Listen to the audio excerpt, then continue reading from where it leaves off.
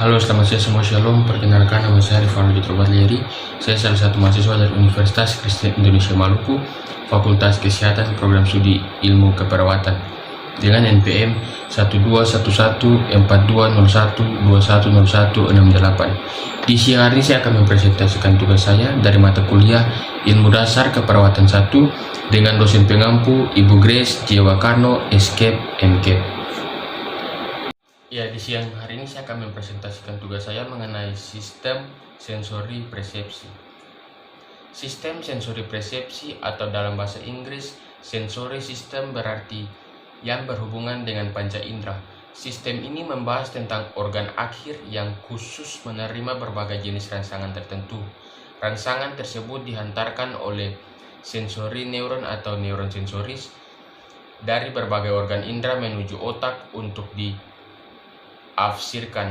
Reseptor sensori merupakan sel yang dapat menerima informasi kondisi dalam dan luar tubuh untuk dapat direspon oleh saraf pusat. Impuls listrik yang dihantarkan oleh saraf akan diterjemahkan menjadi sensasi yang nantinya akan diolah menjadi persepsi di saraf pusat. Sistem persepsi sensori manusia terdiri dari organ mata, telinga, hidung, lidah, dan kulit. Yang berikut anatomi dan fisiologi sistem persepsi sensori. Yang pertama yaitu anatomi fisiologi dari sistem penglihatan atau mata. Indera penglihatan yang terletak pada mata atau organ visus yang terdiri dari organ okuli, aksesoria atau alat bantu mata, dan okulus atau bola mata. Saraf indera penglihatan, saraf optikus, muncul dari sel-sel ganglion dalam retina bergabung untuk membentuk saraf optikus. Organ okuli aksesoria. Organ okuli aksesoria atau alat bantu mata terdapat di sekitar bola mata yang sangat erat hubungannya dengan mata, terdiri dari yang pertama, cavum orbita. Cavum orbita merupakan rongga mata yang bentuknya seperti kerucut dengan puncaknya mengarah ke depan dan ke dalam. Yang kedua, supercilium atau alis mata, merupakan batas orbita dan potongan kulit tebal yang melengkung, ditumbuhi oleh bulu pendek yang berfungsi sebagai kosmetik atau alat kecantikan dan sebagai pelindung mata dari sinar matahari yang sangat terik. Yang ketiga, palpebra atau kelopak mata. Palpebra merupakan dua buah lipatan atas dan bawah kulit yang terletak di depan bulbus okuli. Yang keempat, pada kelopak mata bawah, fungsinya adalah pelindung mata sewaktu mata kalau ada gangguan pada mata. Yang kelima, aparatus lacrimalis atau air mata. Air mata dihasilkan oleh kelenjar lacrimalis superior dan inferior melalui ductus excretorius lacrimalis masuk ke dalam sakus konjungtiva. Yang berikut ada musculus oculi atau otot mata, merupakan otot ekstrinsik dari mata. Yang berikut konjungtiva. Permukaan dalam kelopak mata disebut konjungtiva. Palpebra merupakan lapisan mukosa. Bagian yang membelok dan kemudian melekat pada bola mata disebut konjungtiva bulbi. Pada konjungtiva ini sering terdapat kelenjar limfe atau pembuluh darah. Yang berikut okulus. Okulus atau mata meliputi bola mata atau bulbus okuli. Nervus opticus saraf otak 2 merupakan saraf otak yang menghubungkan bulbu okuli dengan otak dan merupakan bagian penting organ visus. Yang berikut tunika okuli.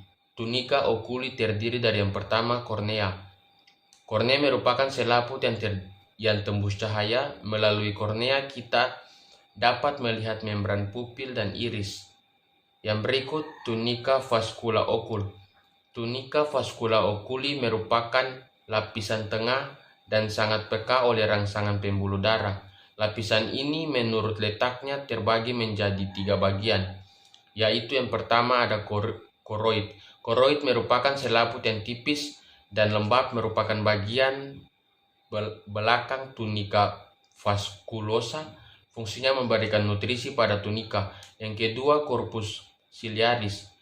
Corpus ciliaris merupakan lapisan tebal terbentang mulai dari ora serrata sampai ke iris.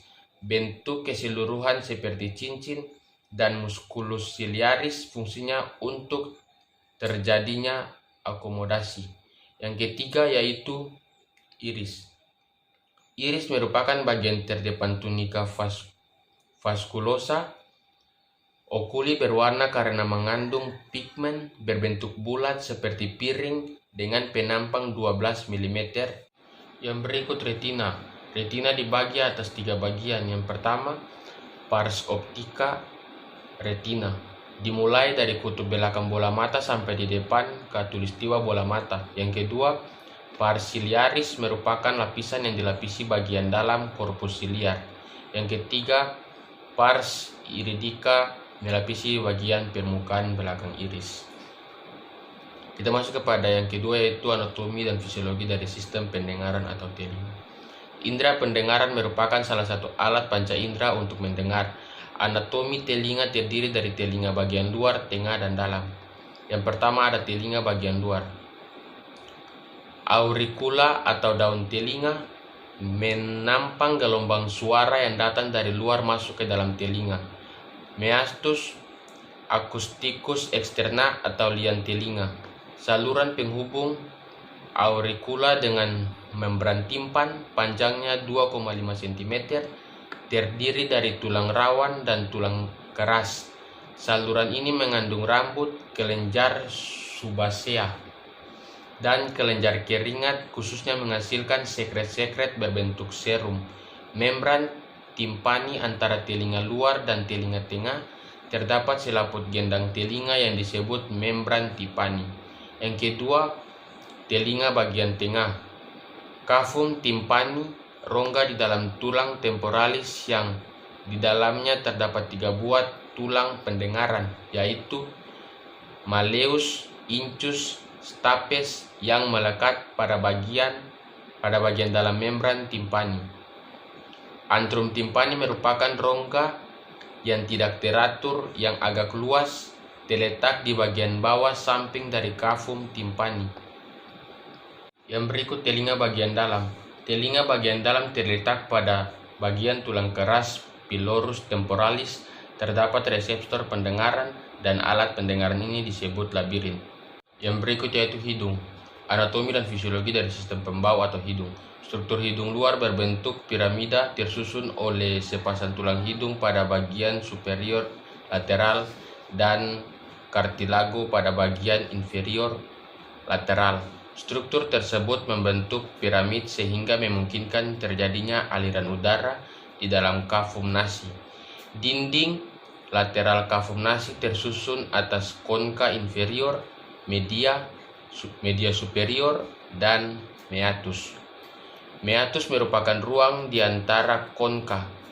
Meatus media terletak di antara concha media dan inferior yang mempunyai peran penting dan patofisiologi rhinosinusitis karena melalui meatus ini kelopak sinus anterior atau sinus frontal, sinus maxilla, dan sinus ethmoid anterior berhubungan dengan hidung.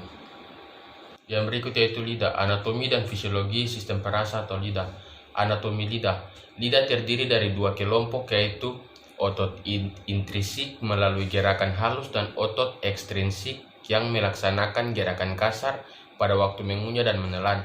Lidah terletak pada dasar mulut ujung serta tepi lidah bersentuhan dengan gigi dan terdiri dari otot serat lintang dan dilapisi oleh selaput lendir yang dapat digerakkan ke segala arah. Lidah terbagi menjadi 3, yaitu yang pertama radix lingua atau pangkal lidah, yang kedua dorsum lingua atau punggung lidah, dan yang ketiga apek lingua atau ujung lidah.